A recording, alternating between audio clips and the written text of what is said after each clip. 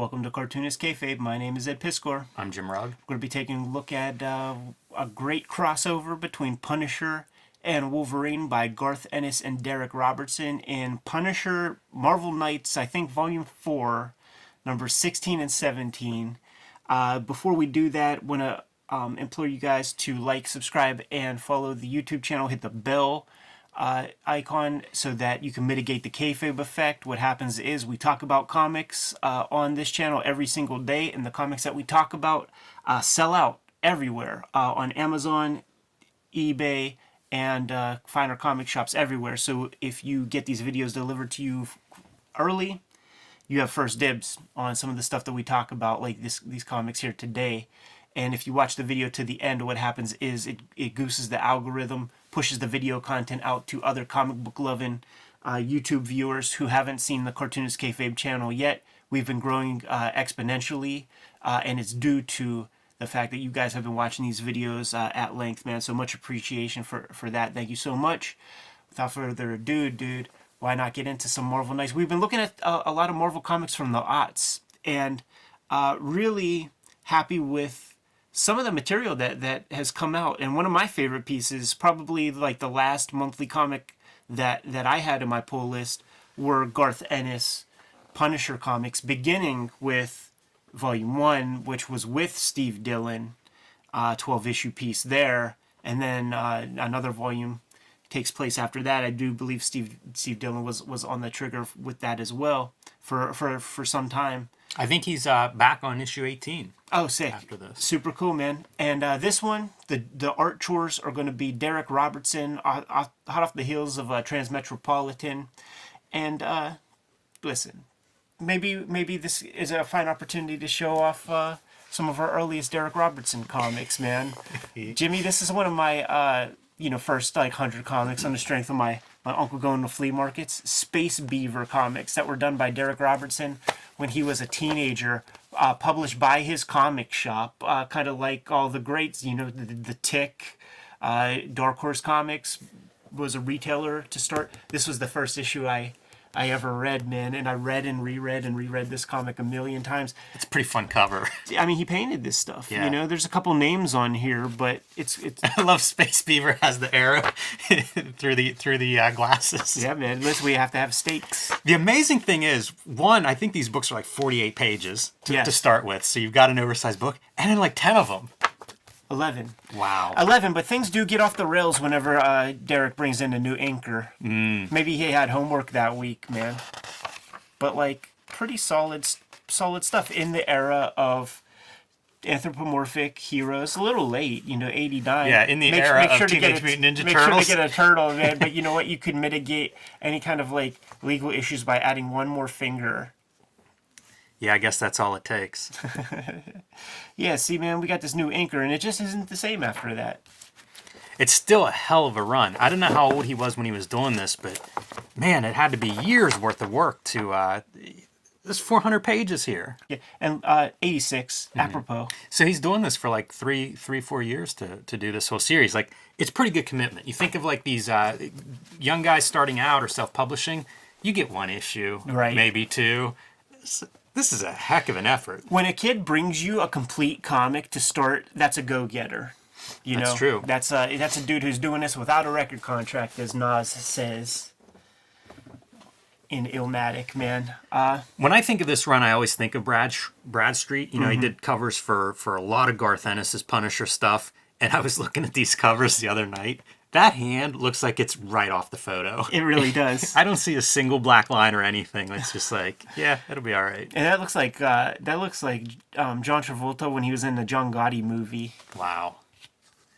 And then you just use the same guy for everything. So put the Wolverine version in obscurity so that it's the same face syndrome. That Wolverine reminds me of a Mignola Wolverine pose. Sure.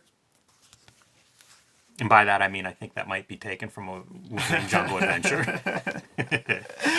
Oh, man, let's launch into things, dude. Marvel Knights, this is edgelord comics at their finest. Garth Ennis at his cheekiest. Ladies and gentlemen, Cartoonist Kayfabe is brought to you by the comics that Jimmy and I draw. He's got a big one coming up in March. Hulk Grand Design Monster, April Hulk Grand Design Madness. We're talking 40-page issues of high-octane Incredible Hulk action, giving you the entire history of the Incredible Hulk, distilling down 400 issues of material into these 40-page bits. Jimmy put it all on the line here with this comic, man. There is bombast, there is visual excitement on every single page. You got to get your hands on it. Several variant covers to go along with these issues. Here's the Marcos Martin. Jeff Darrow did this one for the Madness issue. Peach Momoko. There's the Eddie P variant. But March is Cartoonist Kayfabe month in the comic shops. I have Red Room Trigger Warnings, issue 1, coming out on the stands March 9th. Murder on the Dark Web for Fun and Profit is the name of the game in Red Room, and every issue is completely self-contained. These are the variant covers to go along with that.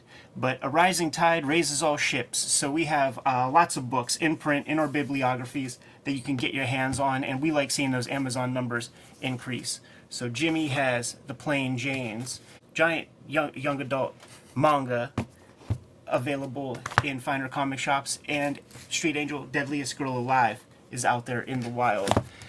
As per my bibliography, Red Room The Antisocial Network was last year's comic. WYSIWYG, Portrait of a Serial Hacker, 4 volumes of Hip Hop Family Tree comics out there, 2 box sets, man, finally back in print. Get your hands on those if you haven't got them already. And the Grand Design that started them off, man, X-Men Grand Design, 3 volumes of that, or a hard-to-find omnibus is out there in the wild. Get these comics while they're hot. It keeps the lights on in the Kayfabe offices, and it makes it possible for us to continue giving you daily video content. Now that we're done paying the bills, back to the video. Coming from, I know Garth Ennis, as a lot of people do, from Preacher. This 2 issues feels like it could just be, it's just Preacher ongoing. Yes. Same world. His imagination speaks to me, Jimmy. I appreciate it a lot. I think Derrick Robertson's a really good fit for this, and I don't want to spoil anything, but, it's a little bit dirtier, scratchier, shadowier, more textured than what I think of with Steve Dillon, and I think it's a real good fit with the Wolverine crossover and what we're going to see happen. Punisher shows up to try to get the drop on a bunch of mobsters, finds a bunch of legs in the joint. Yeah, what the heck is going on? Or more accurately, when you read this the first time, you probably just imagine there was a lot of gore. Like maybe you don't make the connection that there's lots of legs, but there is. It's a ridiculous story. Dylan's. A nice homage. How about this Wolverine right there, dude? That is shades of the early issues of the Wolverine series when Klaus Janson was inking John Byrne with the pube arm hairs. There are moments in here that remind me of Mark Teixeira. Yeah. And there's also Derrick Robertson did a Wolverine relaunch. And I can't remember the exact timing. It might have been a little after this. It might have been a little before this. But I feel like Derrick Robertson, and this is not the only time he's crossing over with Wolverine. The Knucklehead is a running joke. Yes. Is a running phrase in this thing. And sometimes comes out a little weird. Turns out you need lips to say Knucklehead. These bar scenes, like, first of all, you're always going to get messed with in these bars. Yes. For some reason. But also, like, it escalates from I'm eating my hamburger to claws in like 3 panels. Yes, man, and we see the ramifications of that there with just showing some fingers. I like the claws. They look meaty. They look like knives. Sometimes claws look, they're like needles. Everybody draws them differently, but like I like this version where it feels like, yeah, those look heavy. Got the claws in a dude's nose. There's Dylan bits here. Mm-hmm. That feels Dylan-ish. That makes sense. I think, I don't know how many issues Robertson draws, if he drew a couple before this or an issue before this, but I think it's Dylan's book. Or at least if you were looking, like often editors will slip you like whatever recent books are. If you're going to do a fill-in or something, so that's probably what he was looking at. This is a pretty rough. Wonder how that one ends. Yeah, I know, man. It's good. Like, that's full-on murder right there. That's you got in a bar fight, you pulled out 3 adamantium claws and stuck them through a dude's neck. Well, look at this, man. A guy gets half his head kicked off. So good. But some stuff has happened. You see a couple more feet and a blood trail behind the bar. So what's going on in this bar fight in the beginning is we're like looking past a couple silhouettes that are talking about there was somebody here that they were after. He says. We got Pete Grigio bound to a bed, got an IV running through him. That's very earth tone. That is not the kind of color you would want in an antiseptic hospital bed. Yeah, I'd be looking for the greens, that aqua green color for a hospital. Or just white. Not here. Or just white. And I like the writing part where it's like we've seen the legs and then we go to Wolverine in the bar and we see legs again and Wolverine being like, what are these? What's going on here? Cut to give us some answers. What do you say, Jimmy? Striking imagery. Yes. Good That's room, arresting. Got a room full of amputees.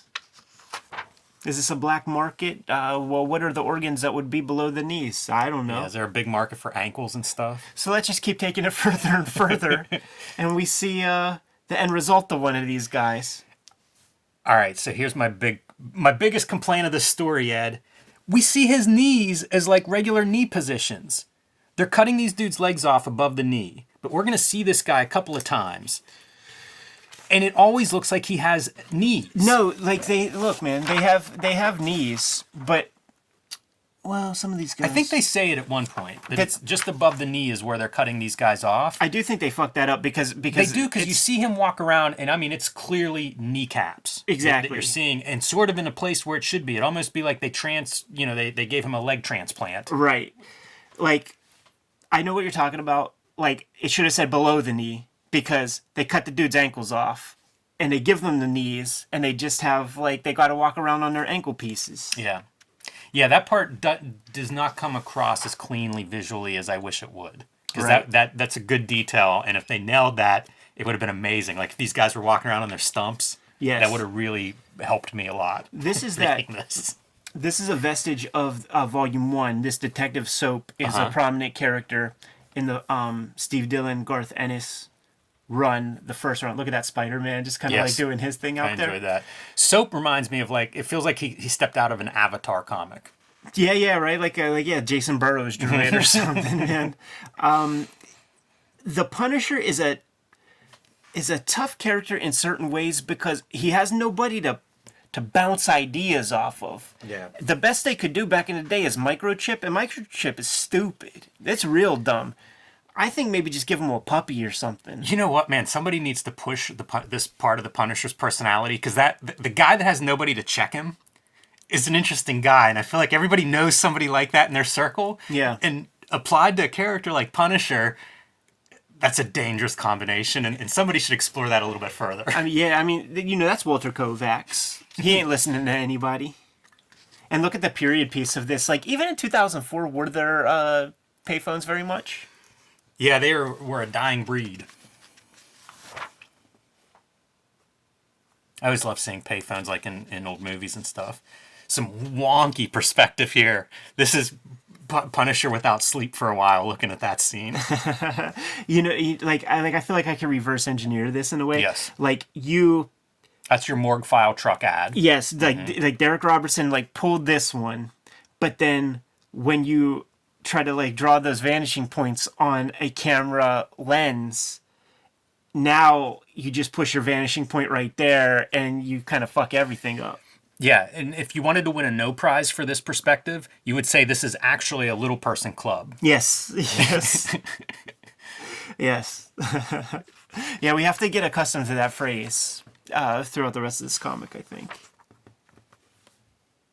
And Punisher's thinking about calling off his stake out of this club whenever the music increases enough to cover, say, the sounds of a chainsaw, and he comes running in, but he's a minute too late. Yes. And the way they're doing it is they knock the people out with tranquilizer gas first, and then come in and cut legs off. Doing that opening scene from the Prisoner. Yeah. The beginning bit, except we're not taking you to an island. We're taking you to the land of Oz.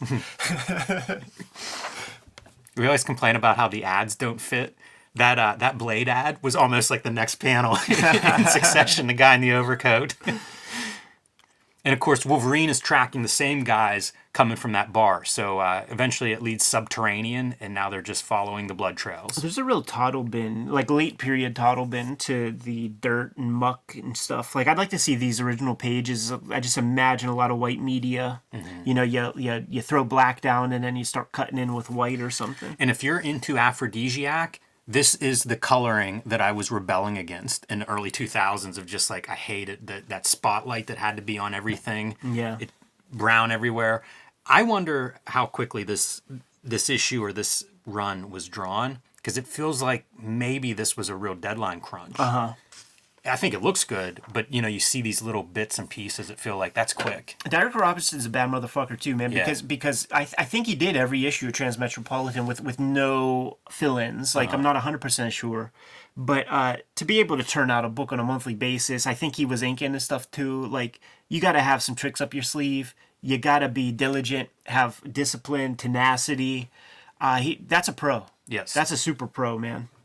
and then goes to The Boys, which is that's Garth Ennis, right? That wrote The Boys. Oh, he drew that? Yeah. I never saw those comics. I'm pretty sure that that's the case, but I wonder if this is like where he hooks up with Ennis, where maybe. if they're like, hey, this was a good fit. Kayfabers will know. It's so funny because, like, we know what we know, and then the stuff we don't is like a vast gulf of stuff that the Kayfabe audience needs to fill us in on. Yeah, because some of this stuff is really, it's effective and it's clear, but it's a really simple drawing. Yeah. And this is what we're here for. This is what we are here for. Shit's friends. about to get great. We get a good lunge. Calls him the rodent, which I like, man. It's like we have history.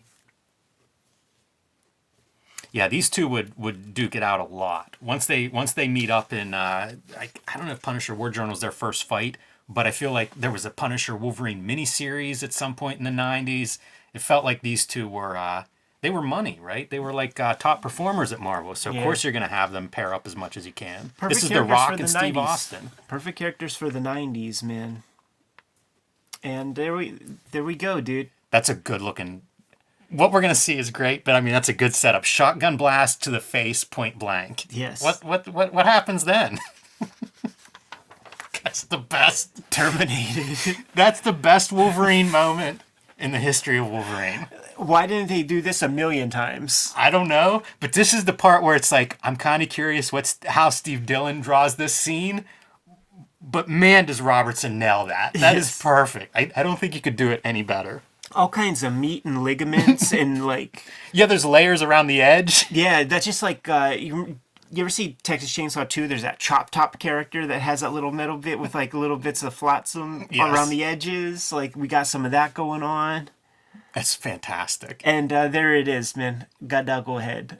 You know, Garth Ennis, he got some practice in with Arseface on screwed up speech patterns. And he's extending that energy to Wolverine here, who's going to be walking around like a Terminator the rest of the comic. Yeah, once this turns in, you got to keep it that way. Absolutely, man. Abso-freaking-lutely. That's hilarious. So our guys are just, I mean, dude, flickety flick with that spattered brush, dude, just getting all kinds of gore out. We get some allusions to what's going on when these guys behind the scenes are watching security cam footage and saying, hey, the little guy with no face, he's damn near one of us. We don't know what that means just yet. We don't exactly know what that means. And again, good writing, because like the whole reason Wolverine Punisher are together here is because they've been trailing these blood from different angles, and of course, whenever it comes together, yeah, we're in this headquarters or hidden area wherever the culprits were, but we've gotten distracted. That's badass. Great image right there, right? Anything with Wolverine's face peeled off is pretty good. Lots of junk work being done. There is a lot. There's some real junk trauma. Yes. And he sells it. He does. And, you know, if Punisher doesn't find a baseball bat and go Louisville Slugger on his pants, does Wolverine kill Punisher? Yeah, I think so. Good storytelling here. Is that what I think it is? And then we see it. Yeah, it's perfect. Show, don't tell. It's perfect. It's right in line with his eyes, too. Like, for the composition of that page, it's ideal. Show, don't tell. Also, by the way, Robertson, no rulers on these panel borders. It's kind of a Steve Dillon trope. It is, yeah. And it's a good example of, like, you don't need them. You're not missing it. Yeah. Nice 3-point perspective there. Drawing a figure in 3-point, not easy. And Punisher is not fooling around at all in this fight. There's going to be some vicious stuff done to like we're just getting into the Wolverine trauma. But I mean, like dumping a can of gasoline on him, like this is super funny because so they're getting hit with the spotlight, and Punisher he can just glare, but our Wolverine needs to like shield his joints because he can't even blink.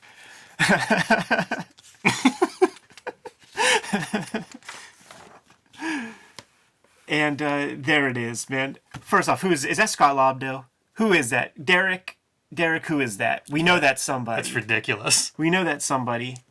We see that Spider Jerusalem Transmetropolitan guy right there in little person fashion. We see that Transmetropolitan smiley face.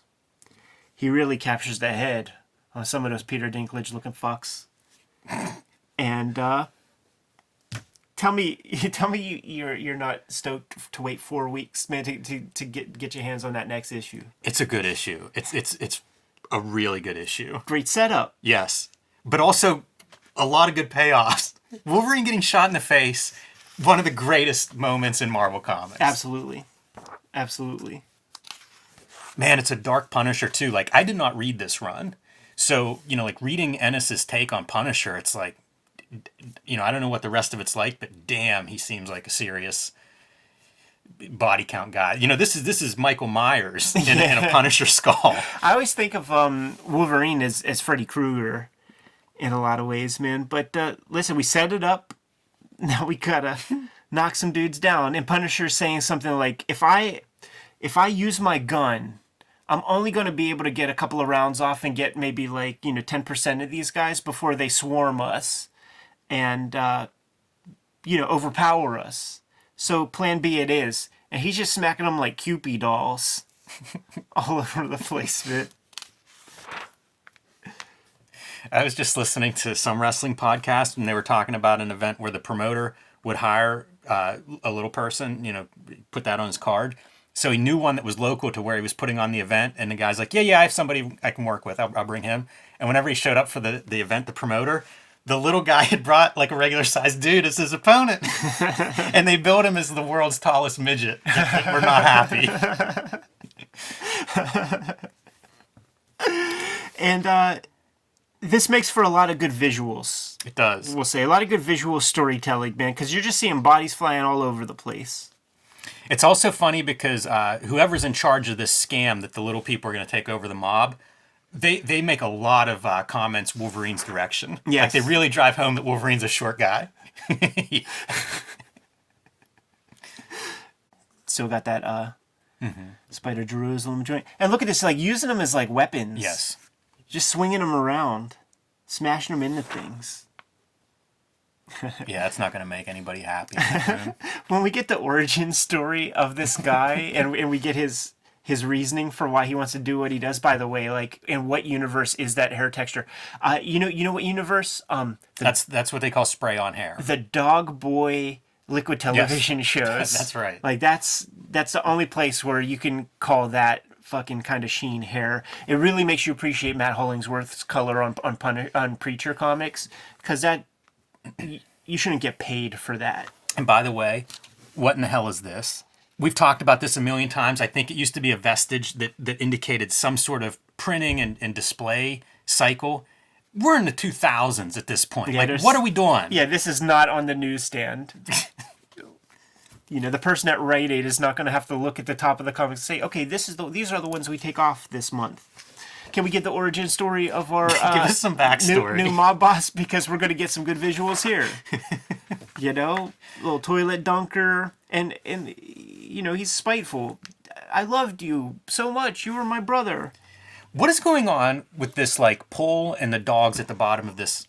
What is any of that? Explain that piece to me. Yeah, man. It's this part. Oh, I get this part. Yeah. But I don't know what that's supposed to be. Yeah, listen, man. They just invented a little torture thing for him. Jeez. Create a little Buffalo Bill pit. Put a big stick in there. I love that they're doing the this catapult tossing stuff, and they went to a football field to do it. Yeah. They're trying to do field goals. Yeah. And he went right through the uprights. Kids will be kids, Too Jimmy. much. Kids will be kids. This is the part where it's like, is this the... Oh, yeah, that is the bad guy. I was going to say, is that Punisher? Because that's Punisher, but not too different. I think that hand's a little bit small. It's very small. That's a perfect hand, by the way. For their purposes.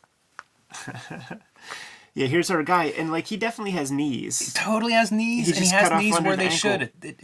It's so disappointing because, again, if he were walking around on stumps...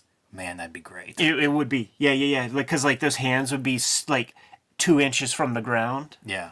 And clearly that's the concept. It just doesn't quite visually, it's not sold. Yeah. Probably hard. Like you're fighting your own nature. How many times have you drawn a right-standing person and now you gotta rethink it? It's been done. I've not seen very many episodes of King of the Hill, but I think the grandfather... lost his stuff in some war or something. So he's walking around on some ankle gimmicks. It's also dumb to me that, like, a bunch of these little people just overpower Wolverine. There's a lot of them, man. It's got to be at least 1,000 pounds of these little gimmicks. I guess, but we've seen Wolverine, even in the previous issue, take on, like, a bar room that looks like it's that many people that he's cutting to shreds. I do think there's, like, a Ron Jeremy or something right there. And there is a... You gotta entertain yourself. There is a Spider Jerusalem. Oh, he's Dirty Sanchez. Man, some good mileage out of having that eyeball roll around in the skull. So good. Oh, and this is a part where Punisher sort of gets under Wolverine's skin by saying that, like, hey, man, these are the only people in the universe who are shorter than you. And it makes him mad. So he gets his adamantium rage, knocks a bunch of them little shits off of him, and starts massacring them. Tearing them up. That's a good one right there. Yes, there you go. Our boys are making a run This for one it. always makes me laugh. That's such a funny look. Yeah. Very They Live like. It is. He starts to be able to speak a little bit better, and Punisher makes note, like, I think his tongue grew back. Good little storytelling moment. And Some serious junk trauma. And it's not one shot, dude. He's unloading a clip on him. They'll grow back. You're in my way here. Best if you sit the rest of this one out. Writhing with little dudes. Understandably. Yeah, I hope endorphins kick in. That is just brutal.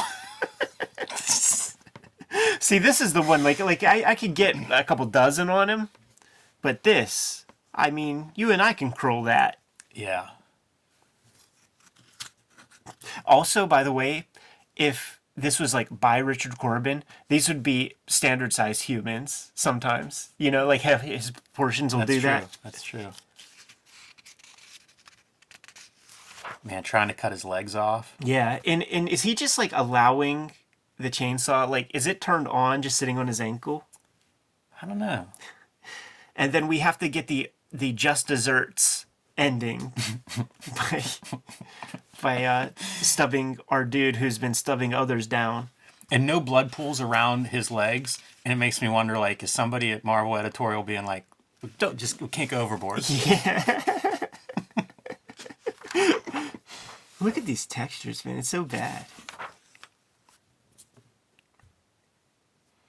Obligatory mow down shot. We don't have to be bound by the comic book code authority any longer. Let's do something with that. Oh, here's something. I meant to point this out in the beginning. We have a lot of sound effects. We get the chainsaw sound effects. We get a few sound effects scattered throughout this. No sound effects at guns, including whenever this guy shoots himself and you can see the blood splatter coming out of his head, but no gun sound effects. Yeah, that's interesting. You know, we get claw sound effects. You know, there are sound effects used, but not for guns. Yeah, interesting. There's their sad brother, man, with a lone tear in his eye. Paulie Throws himself in. He's quite sure that one of these little guys disappeared in this tunnel, but he's got to test that theory. Can't hurt to check. He's right. I love this shit, dude. Oh yeah, I forgot about this last part. Yes. Jimmy, it doesn't end there, man, with just Wolvie getting his fucking cock shot off. We got a writhing Wolvie. Like, dude, he's relentless. He's a chud. He's a zombie. And he's coming for the Punisher. It's so Terminator-esque. It is. You know, the end of the Terminator just keeps moving forward. Yes. Boy, he and Frank Castle are not going out for beers ever. Like this is the next time I see you, I'm going to kill you, Frank. Yes. Yeah, not a very colorful palette. Good storytelling. More. Yeah. And then you just stop it. That's always like, even as a little kid, like, I remember like the thought exercise of like having immortality, and then like what happens if your head gets cut off and then you're like tie a brick and throw you in the ocean or something, and you just gotta spend the rest of your life down there. Yeah, I was thinking that too. Like, this is some really sick stuff when you think about Wolverine's powers, and like, how long is he going to be under there? Yeah. You're never going to heal enough to like lift that off of you. Right. You're never going to be able to lift it off even if you're healthy. Yeah. So like, days, weeks. This is a bloodbath of a scene. Yeah. Yeah, that's a hard move against Wolverine. Yeah, it's good. It's good. It's so good that I wonder, like, Garth, did you come up with this idea first, and then just try to like write a story around that? Write the ending. Write the ending first. Yeah, it's incredible. So then, it doesn't end there. That's right. He goes to that earlier spot where we had all those guys, where he was going to massacre these cats anyhow. It just turns out that like when he showed up at that bar, there's a bunch of legs and stuff. Well, guess what? He found out where all those dudes are, and no sympathy. No, some people might say they've suffered enough. You know what I say? Wrong again. Fantastic. Yeah, that is a distinct character. By the way, they let Garth Ennis have fun here. By the way, I pulled all these out of the box, put them on my spinner rack for on my to read pile because they all need to be revisited. That's it's kind of unbelievable. It feels like I guess Quesada or somebody created this space where it was like, yeah, Garth Ennis. I think you could do some fun stuff with Frank Castle. The buying temperature was high, you know, for Garth Ennis. The Preacher run was highly coveted, highly respected. It did good business. So now you bring those guys over to Marvel, and that was the thing. That was the nervous thing. Like, I was religiously following Preacher, no pun intended. When they come over to Marvel Knights and they're doing Punisher, everybody was like, I don't want some saccharine Marvel Garth Ennis Steve Dillon. I don't want that. Like, I want to see the same tulip exit wounds that I saw in Preacher. I need to see that in the Punisher comics. There is some crazy stuff in that first round, and we could do that as a Sunday video. It's 12 issues, but you could read them in 2 hours. There is some good imagery, but it is still a little bit subdued compared to what we've just read here today, Jimmy. It's one of the weirder characters when you think of his history at Marvel, because like a bunch of the Punisher books had comics code stamp on them. You know, like, he coexists with these other characters like Wolverine or Spider-Man or Daredevil. Totally. It's strange, but man, it is a black comedy in Garth Ennis' hands. Yes, for sure, man. Probably not the last Punisher comics we'll be looking at on the Kayfabe channel. There's gold in them Nar Hills. I'm good if you are, Jimmy. Yes. Kayfabers, like, follow, subscribe to the YouTube channel, hit the bell. We'll notify you when new vids are available. What is out there, Jimmy? Hulk Grand Design coming to comic shops in March and April. Tell your local comic shop to reserve a copy for you, to pre-order a copy for you. Let them know that you want a copy of Hulk Grand Design. And you can join me on patreon.com/JimRugg, where you can see some behind-the-scenes making of Hulk Grand Design and a lot of my original art and process. Red Room Trigger Warnings issue number 1 going to be coming out in March 9th. Coming out on a monthly basis for 4 months. Each issue completely self-contained. You can read these comics on my Patreon today at patreon.com/EdPiscor. $3 for the archive there. More than 200 pages worth of strips on the Patreon. You can get to the links to pre-order, to hit up the Patreon at my link tree in the description below this video. What else do we have out there, Jimmy? Subscribe to the Cartoonist Kayfabe e-newsletter at the links below this video. You can also find Cartoonist Kayfabe t-shirts and merchandise at the links below this video. All right, man. That's another good way to support the Kayfabe channel. Keep the videos rocking. Jimmy, give them their last set of marching orders so we can be on our way. Read more comics.